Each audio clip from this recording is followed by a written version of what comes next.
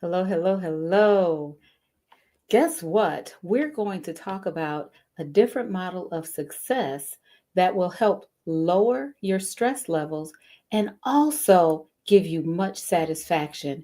And we're going to do that in just one moment.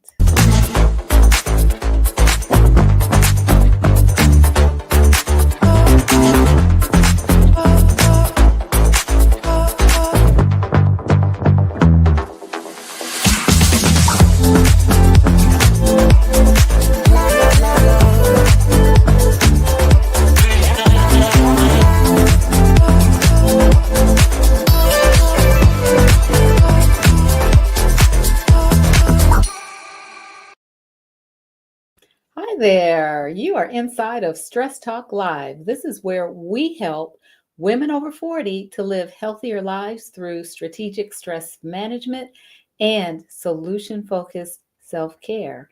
I'm Marcyline Bailey, and I am your host today. And I'm so glad that you joined me.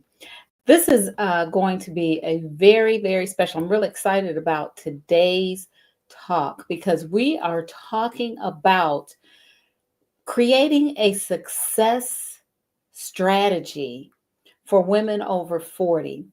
And this is going to be a two-parter because as I got into it, I realized that there was a lot to talk about and a lot that I wanted to share. And so it's going to be a two-part series.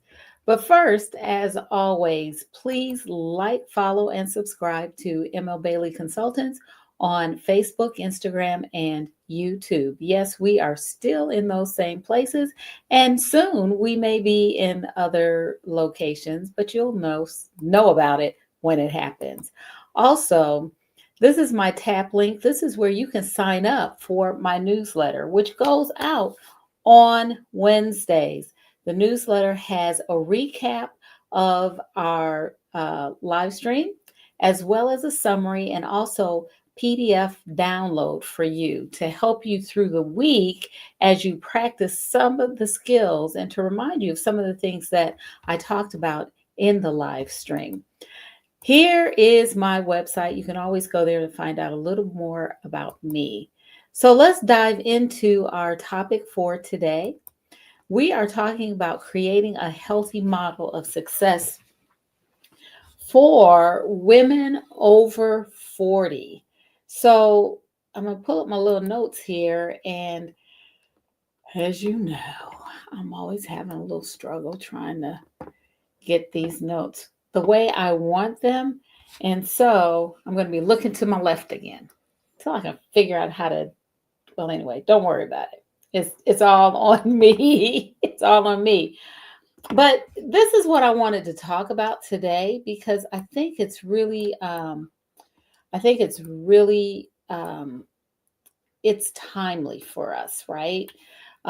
As women over 40, we have to we have to be very mindful and thoughtful about how we expend our time and our energy.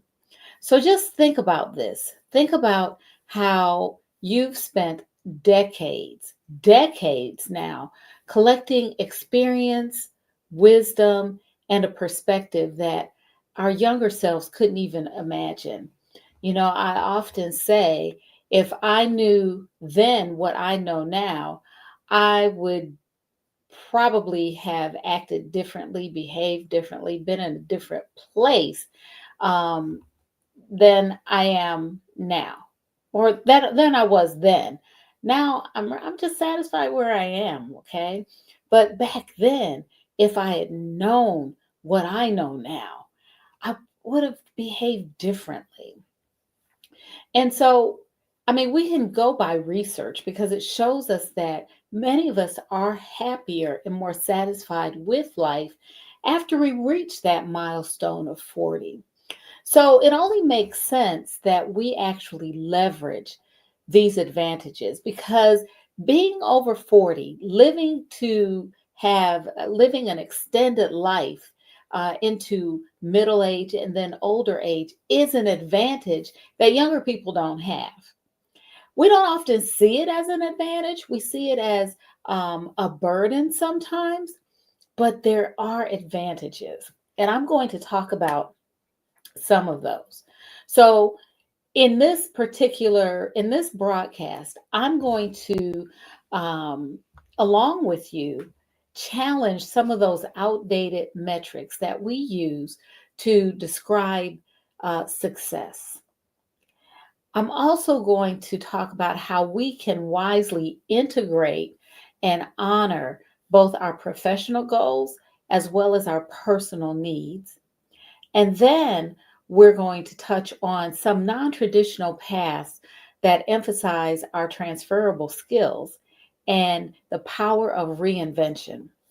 As I said, this is going to be a two-part live stream, a two-part broadcast. So while we're not going to get into all of those things today, we're going to do part of it today, and then we're going to do part of it in our next podcast. How about that? Okay. The other thing I did leave out one thing that we're going to also talk about. We're also going to talk about those internal barriers that prevent us from moving forward. And some of you can relate to that. I know that I can. But right now, we're going to talk about, um, once I can get this popped up. Give me a second. We're going to talk about some common metrics that are used to describe success. And, if you want, you can certainly pop some of those metrics that you're aware of. Okay, just pop them into the chat or into the comments, and we're going to talk about them. I'm sure you also have metrics that you are aware of that describe success or that we use to describe success. So I'm just going to type this in and pop it up.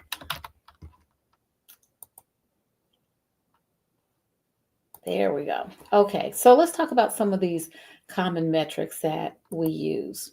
Okay, so first of all, some very clear metrics that come to mind when we're talking about success are basically fall into three things, right? Especially for women. The first is income. How much money do you make? How much money are you making? How much income are you bringing into your household? How much income are you earning based on your work? So it's money, right? That's a metric that we use and we associate with success. People who make a lot of money, we think are very successful, don't we? Because they have a larger income, which we often think is they have disposable income. They can use it as they choose, as opposed to people who are living paycheck to paycheck. So the person who works at a fast food restaurant may not be looked upon as being successful or as successful as the executive who has a C-suite office, right? Um, but that's a metric that we use, income, that's associated with success. Another metric that is associated with success is title. What is your title? We value titles of executive director, executive chief executive officer, um, anything with chief in it, anything that has some indication of superiority or authority. We like that. The chief of staff, that is a title that we look upon as being, oh, this is somebody who's in charge. So your title makes a difference as well. But it's not only in the business world where we see executives and we see chiefs. chief operating officers. It's also in professions, doctor, attorney. We use those terms often. As someone who is a licensed clinical social worker, I throw that out. I throw it out because I've earned it. And I want people to know about my skill base and my skill level. But also, there are times when I say it because I want people to respect what I do. I'm a licensed clinical social worker. And in some instances, that carries a lot of people respect that.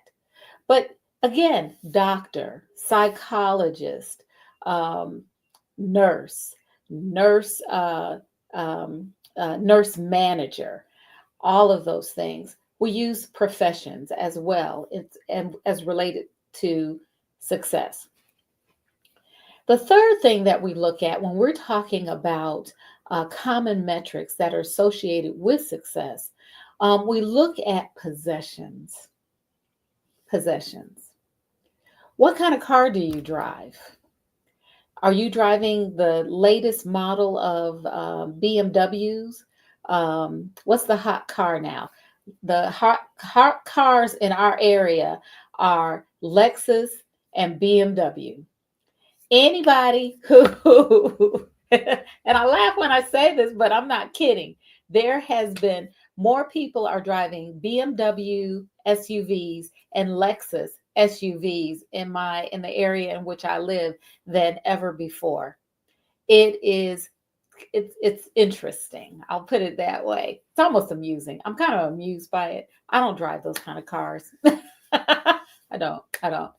But that's a possession that we look at as an indication of success. When someone drives an expensive vehicle, it is looked upon as, oh, they must be successful. They must earn a lot of money. They must have a high-powered title. Okay. Now, when we look at those metrics, and again, if you have other metrics, please drop them into the chat. Please drop them into the chat. Metrics that are associated with success. Now, when we look at those metrics, it brings on a spirit of competition and comparison. We immediately look at what someone has, look at the title they have, look at how much money they earn or what we suspect that they earn, and we start to compare, right? And with those comparisons, we're really comparing what we have as opposed to what they have, or what someone else has as opposed to what that person has. We start making comparisons. Now, that doesn't mean that those comparisons are valid, true, or even or that they even mean anything. But we do. We start to compare. Oftentimes, when we compare, that comparison begins to impact our self-esteem, right? Think about your neighbor. If you live in if you just socializing and you start comparing yourself to other people, you may want to start keeping up with the Joneses, right? Or the Smiths or the Johnsons or the Eldridges. You want to keep up with them. And so it may impact your self-esteem or how you view yourself. I don't have what they have. I don't have the title. I don't have the income that they have. And so those comparisons that we make, while impacting our self-esteem, it can also impact our mood as well as our stress levels. Okay. A third thing that I want to mention as it relates to common metrics that we associate with success, income, title, and possession. based on your income, your title, as well as your possessions. That also may determine the groups that you are associated with or you may socialize with. So, those things, those metrics that we're using that point to, or we use to point to success, can also be used to determine for us whether we are included or whether we are excluded. Because those metrics determine, again, our social groups as well as those groups that we are associated with. I mean, think about just here in the United States, we have upper class, upper middle class, lower middle class, and poor. I mean, those are groupings, right? And we can probably determine the income of people in those groups. Well, not even probably, we can because that's how those groups are delineated by income and then by um, by income and sometimes by title and then by possessions.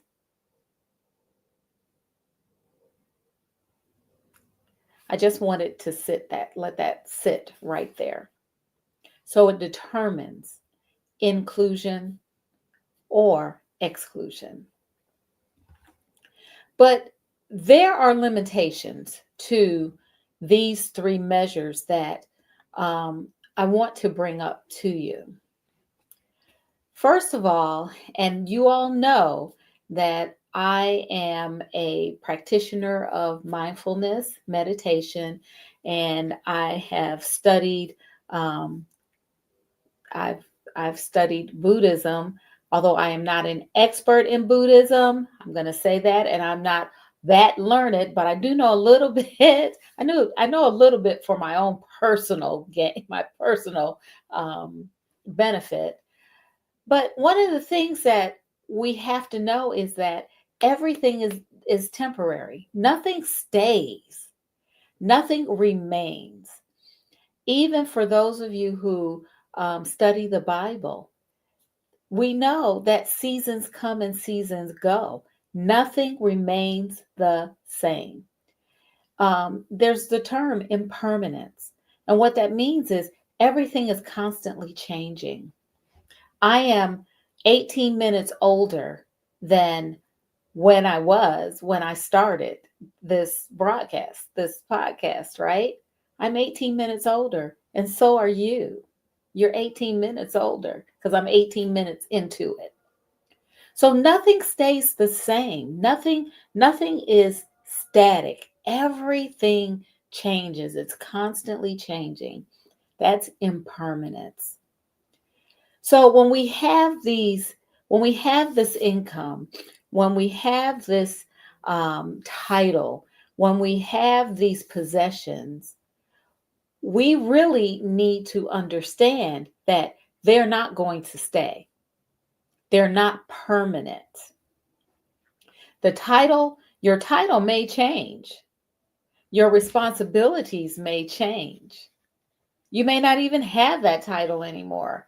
If you retire, you're no longer that in that role. So you may not have that title any longer. In terms of income, your income changes. It fluctuates. It may go up or it may go down. People who are in business for themselves know that that income fluctuates based on the season, based on individuals' buying habits, based on the hot new trend. Income, if you're a business person, it's trendy. It goes up, it goes down, it fluctuates. If you have if you're working a job for someone else, your income does not stay the same. There are a number of things that impact your income, right? It could be that you get a raise. That's a change. It could be that you have to take a pay cut. That's a change. It could be that your taxes go up. It could be that your medical insurance goes up, which it keeps going up. Um, it doesn't stay the same. So all of these measures, possessions, wear out. Cars wear out. That's why people have to buy new cars because they wear out. It's not, they can't fix them. So they get new cars, right? Your home, you have to maintain it because as it gets older, things wear out. The point is that income, title, and possessions are impermanent. We cannot expect them to stay the same, and we cannot expect them to remain forever. So there's a limitation to using that as a metric for success. We don't think of it that way, but I think that's pretty valid. If you think so, drop that into the chat because I think it is very valid. The other thing to keep in mind as it relates to limitations of these metrics, and as these metrics impact and influence our well-being, is that when is enough enough? When will you have enough money?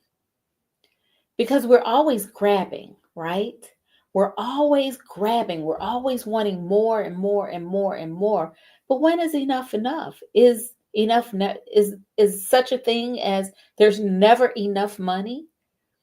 Look at the richest people in the world. And we've been talking about the richest people in the world because they've been doing some things here in the United States that has taken that has taken income from people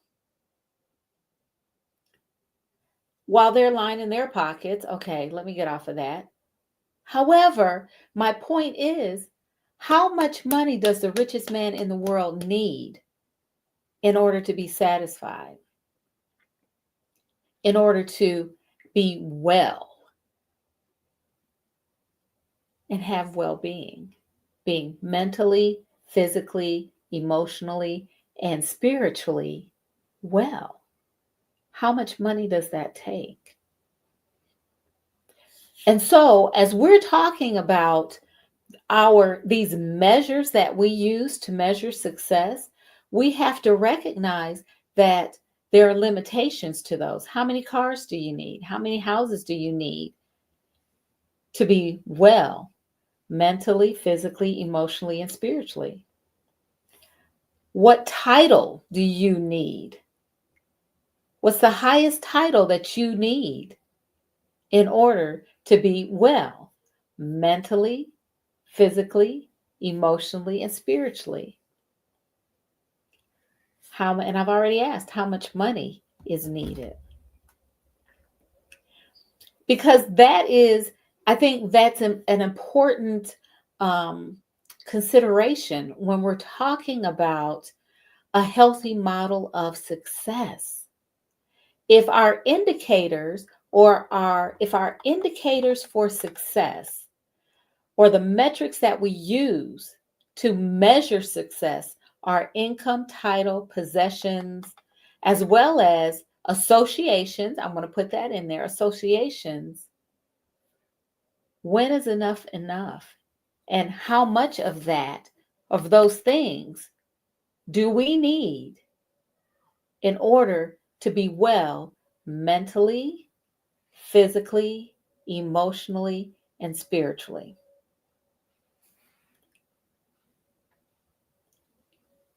And again, I just want to just let that sit right there. The next limitation when we're talking about these particular measures, possessions, income, and possessions, income, as well as title, we strive to hold on to them, right? We work really hard to keep them. And sometimes we go over the top trying to hold on to them. We work 80 hours. Some people work 80 hours a week trying to hold on to their title, their income, and the things that they have. Some people do things at work to undermine others in order to hold on to their title and their income, which in turn helps them to hold on to their possessions. Still, others do other things that are not, that may not be fully, have full integrity or respect to hold on to those measures and metrics of success.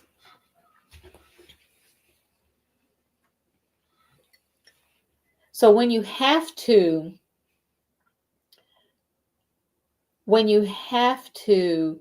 do things, change who you are,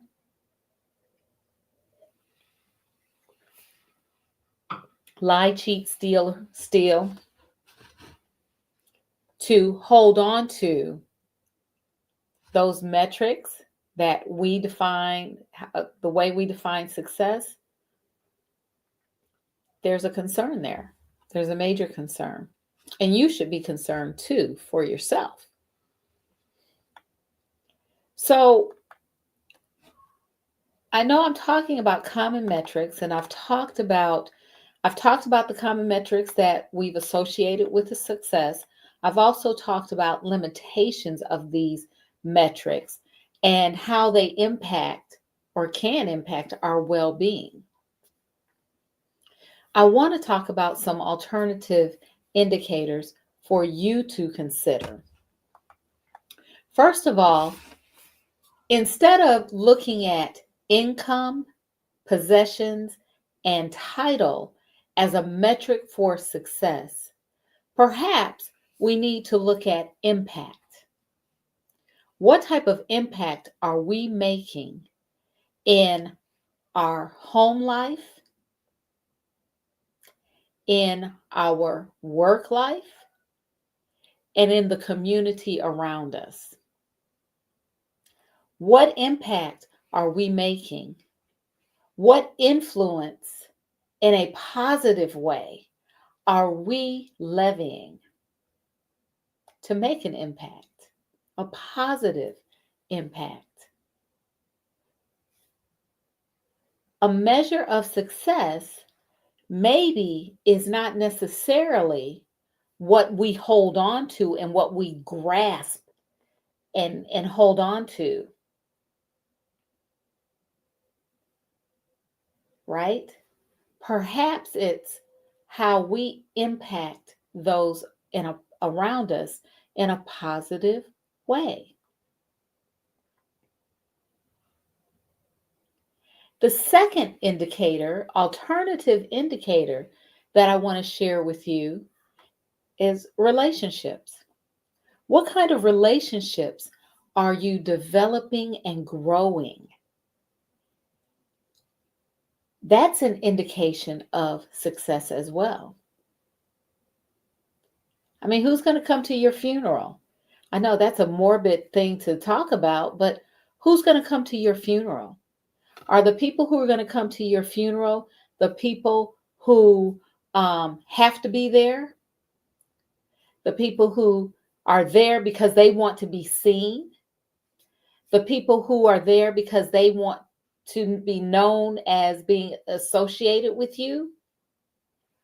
Or are the people who come to your funeral the people who have been in your life throughout your life, who care about you, who know that you care about them, with whom you've talked with, laughed with, enjoyed socializing with?